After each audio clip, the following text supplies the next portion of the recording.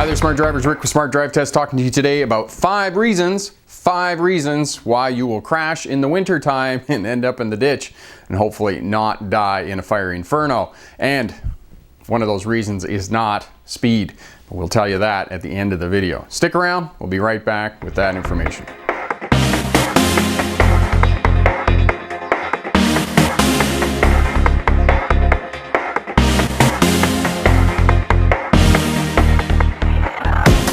Hi there, Smart Drivers. Welcome back. Rick with Smart Drive Test talking to you today about 5 reasons that you will crash in the winter time. Smart Drive Test helps new drivers get their first license regardless of class, and as well it helps veteran drivers to remain crash free and improve their driving skills. So if you're new here, hit that subscribe button, as well hit that bell. That way you'll get instant notification when I get the videos up for you. Reason number 1 for crashing in the winter time is not paying attention.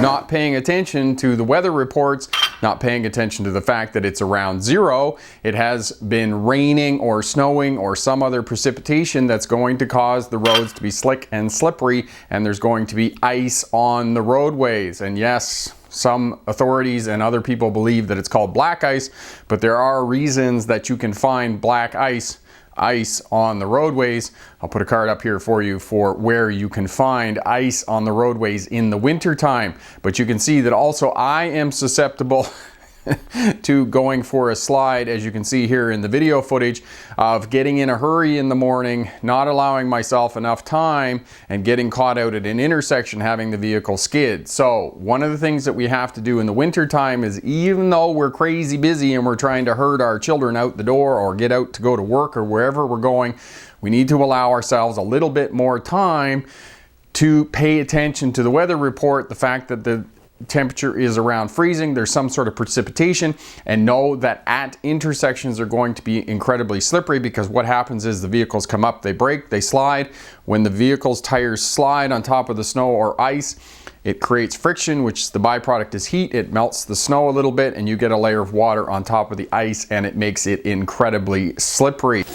Reason number 2 for getting into a skid are curves, getting the vehicle out of line. Anytime that the vehicle moves out of line, you're going to be in a precarious situation, especially if the roadways are slippery and your speed is too high. As you can see here in many of the crash videos that you watch here on the internet, what happens is they're going around a curve and the back end comes around, and it's called oversteering. It's what happens when the back end of the vehicle comes around, because the vehicle's momentum shifts to the front of the vehicle and the back end starts to come around. So curves, corners, and turns. And you can also see here in passing that a lot of drivers lose control when they're passing, because what happens is the vehicle goes from being straight down the road to being on a slight angle.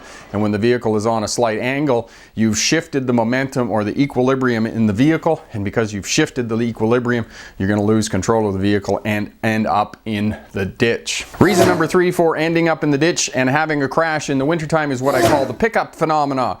It's the imbalance of the weight in the vehicle, and it's most common with pickup trucks because all of the weight is in the front of the vehicle, the drive tires are at the back. But this is also applicable to minivans, SUVs, and other types of vehicles where most of the weight is on the front end, especially if you have the motor and the drivetrain and other bits in the front, and you're going down the road, and the speed in combination with going around a curve, it causes the back end of the vehicle to lift up, and again you get oversteering and you lose control of the vehicle. Reason number 4 is in combination with the pickup phenomena, which is brakes. And what happens is that as soon as the vehicle starts to lose traction, the driver gets on the brakes, and what happens is the brakes accentuates both the pickup phenomena and the curve phenomena, because what happens is that you hit the brakes, the front end of the vehicle tips down, you shift all the weight of the vehicle into the front of the vehicle, the back end lifts up, loses traction, and starts to come around. And remember, the reason that we lose control in a vehicle is because a locked or spinning wheel always leads. So as soon as you get your foot on the brake in slippery conditions and the back wheels lock up, or the wheels lock up period, it loses traction because it's already slippery. All the weight comes off the back end because you've shifted the momentum to the front of the vehicle, and the vehicle starts to go around in a circle. So a locked and spinning wheel always leads. So get your foot off the brake, look in the direction that you want to go. I know that there are other channels here and those types of things, and people who will tell you steer in the direction of the skid, which always reminds me of the Bill Cosby's comedy skit when he's talking about that, and he goes into a skid and he's slowing time down and trying to remember which way is the skid. Do you know, is it going to the right or is it going to the left? No.